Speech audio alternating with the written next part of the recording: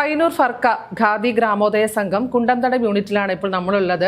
നമ്മുടെ കൂടെ ഇപ്പോൾ ഉള്ളത് വിശിഷ്ടാതിഥിയായി റിപ്പബ്ലിക് ദിന പരേഡിൽ പങ്കെടുക്കുന്ന ബിന്ദു ചേച്ചിയും എലിസബത്ത് ചേച്ചിയുമാണുള്ളത്.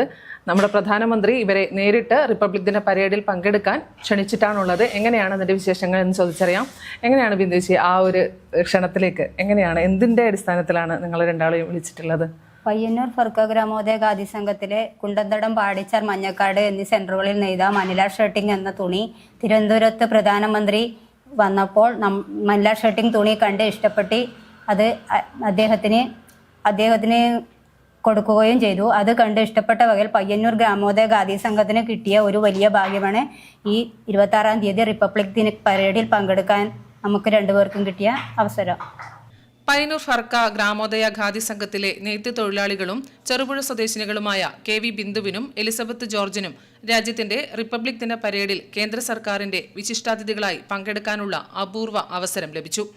26-ന് ഡൽഹിയിൽ നടക്കുന്ന റിപ്പബ്ലിക് ദിനാഘോഷങ്ങളുടെ ഭാഗമായാണ് ഇവർ ചടങ്ങുകളിൽ പങ്കെടുക്കുക. പയ്യന്നൂർ ഫർക്ക ഖാദിയുടെ ഉൽപ്പന്നങ്ങളായ triply Manila shirting, tie and dye Manila shirting എന്നിവയുടെ ഉൽപ്പാദനത്തിൽ പ്രത്യേകം വൈദഗ്ധ്യം നേടിയ തൊഴിലാളികളാണ് ബിന്ദുവും എലിസബത്തും.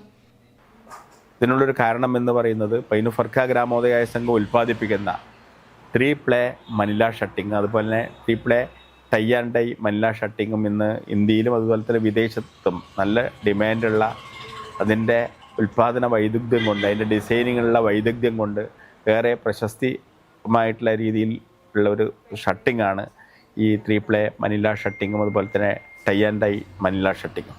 ബിന്ദു പയ്യന്നൂർ ഫർക്ക ഗ്രാമോദയ ഖാദി സംഘത്തിന്റെ ഡയറക്ടർ ബോർഡിലെ തൊഴിലാളി പ്രതിനിധിയുമാണ്. 22-ന് ഇരുവരും ഡൽഹിയിലേക്ക് യാത്ര തിരിക്കും. എന്തായാലും ഇവർക്ക് കിട്ടിയ ഈ അപൂർവ ഭാഗ്യം ഖാദി മേഖലയ്ക്ക് കിട്ടിയ ഒരു പ്രശംസ തന്നെയാണ്. എന്തായാലും ഇനിയുള്ള നാൾവഴികളിലും മുന്നേറാൻ സാധിക്കട്ടെ എന്ന് ആശംസിക്കുകയാണ്. ക്യാമറമാൻ സുമേഷിനൊപ്പം സുധാ സുരേന്ദ്രൻ, നെറ്റ്വർക്ക് ന്യൂസ്.